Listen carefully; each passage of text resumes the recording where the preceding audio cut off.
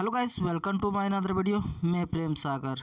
दोस्तों, आप एक भारतीय हो और भारतीय हो तो आधार कार्ड आपके पास ज़रूर होगा, क्योंकि दोस्तों हमारे भारत में जिसके पास आधार है तभी उसके पास कोई भी आधार है, यानी कि कोई भी किसी भी चीज़ के लिए यानी कि उसकी पहचान वही है। आधार ही है तभी पहचान है उसकी, क्योंकि हमारे भारत में बहुत ही मोस्ट इम्पोर्टेंट हो गया है आधार कार्ड।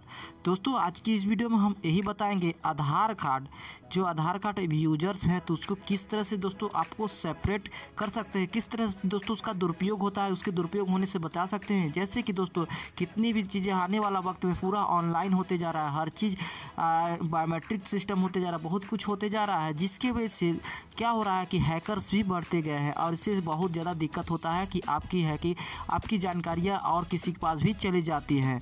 ऐसे में दोस्तों आज की इस वीडियो हम बताएंगे आप अपने आधार को किस तरह से गोपनीय रख सकते हैं, किस तरह से आप अपने आधार कार्ड को गोपनीय रख सकते हैं, यानी किसी को अपना आधार कार्ड नंबर भी देते हैं तब उसको अच्छी पूरी डिटेल्स आपको देख सकते हैं। दोस्तों आपके आधार से भी कई सिम ऑन हो जाती हैं, कई सिमें ली जा सकती हैं, कई भी देखे होंगे आपने वहाँ पे कहीं आधार कार्ड एक जगह जमा किया, कहीं और भी जाके उसका यूज हो गया है। तो ऐसे में आप लोग किस तरह से बच सकते हैं, उसकी किस तरह से पूरी तरह आज डिटेल्स में बात करें, किस तरह से आप आधार को लॉक कर सकते हैं और अनलॉक कर सकते हैं बायोमेट्रिक सिस्टम से, पूरी डिटेल्स में हम आज की वीडियो में बताएंगे। तो वीडियो पूरा अंत तक जरूर दिखिएगा, क्योंकि बहुत ही इंफॉर्मेटिव होने वाला है आधार कार्ड से रिलेटेड लेकर।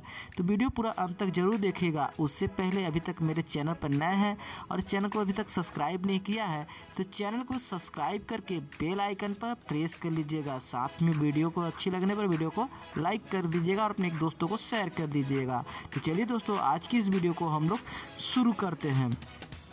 दोस्तों UIDAI आधार यूजर्स को अपनी जानकारी डेटा गोपनीय रखने के लिए एक नया फीचर पेश किया है।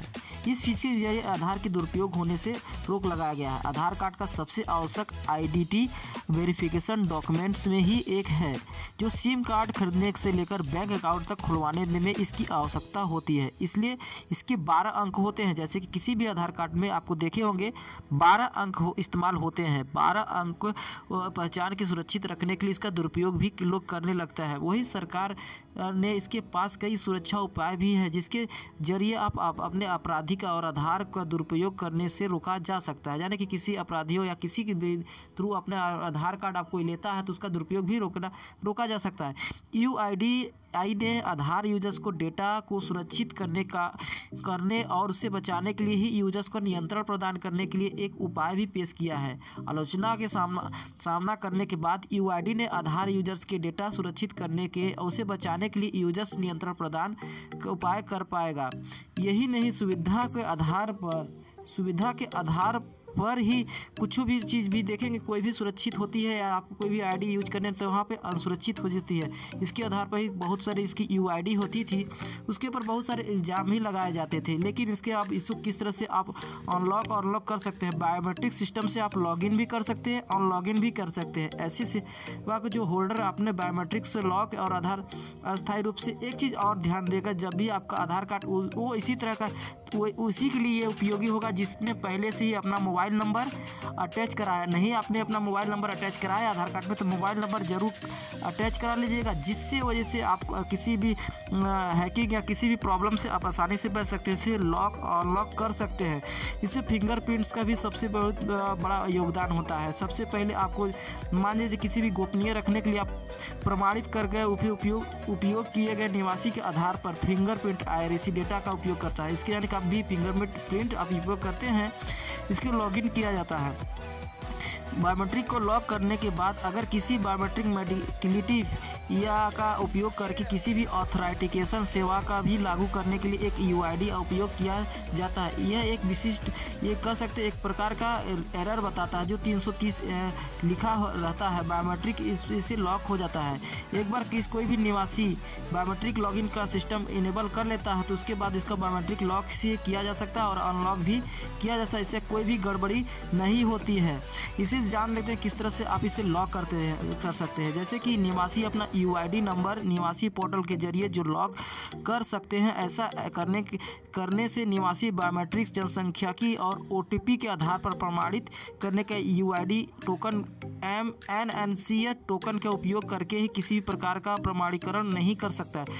यानी कि जो आपने नंबर दिया है उस पर एक लॉगिंग यानी कि OTP आएगा, उससे OTP को आप डालेंगे यानी कि तो आप 16 अंक को VID नंबर उपयोग कर प्रमाणित कर सकता है। अगर निवासी UID को अनलॉक करना चाहता है तो वह निवासी के पोर्टल पर ऐसा कर सकता है कि निवासी अनलॉक करने के बाद ही बायोमेट्रिक डेमो और OTP आधारित लेन देन के लिए UID टोकन और ANMT टोकन का उपयोग करके प्रमाणित कर सकते हैं और किसी भी वह UID को आधार प्रमाणित कर सकते हैं। जैसे कि कोई यूजर्स है UID लॉक करने के लिए एक यूजर्स के पास 16 अंकों की VID संख्या होनी चाहिए और VID संख्या होनी चाहिए जो लॉगिंग के लिए पूर्व आवश्यक यानी उससे पहले ही आवश्यकता पड़ता है यानी कि ज़रूरत पड़ती है। अगर निवासी के पास VID नहीं है तो SMS सेवा निवासी पोर्टल के जरिए ही उत्पन्न यानी कि पा सकता है। SMS सेवा का उपयोग करने के लिए टाइप करें GVID स्पेस अंतिम में 4 या 8 अंकों का UID और लिखकर और 1947 पर SMS भेज सकते हैं।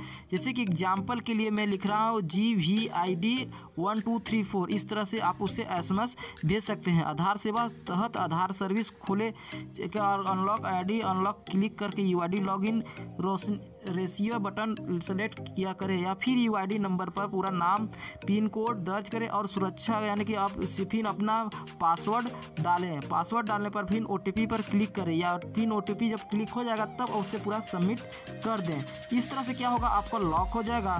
फिर वहाँ से उसी तरह आप अनलॉक भी कर सकते हैं। यानी कि दोस्तों आपको बायोमेट्रिक कहीं भी आप बायोमेट्रिक मांगता है तो आप हर जगह अपना बायोमेट्रिक मत दिया कीजिएगा। जहाँ आवश्यकता है वहीं ही अपना बायोमेट्रिक ज़्यादा यूज किया जाएगा।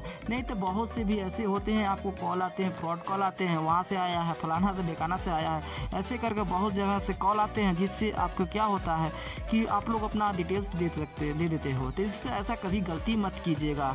तो दोस्तों ये थी जो आधार कार्ड से रिलेटेड कुछ सावधानियाँ थी जो आपको बरतनी थी और कैसे अपने आधार कार्ड को लॉक और अनलॉक किया जा सकता है।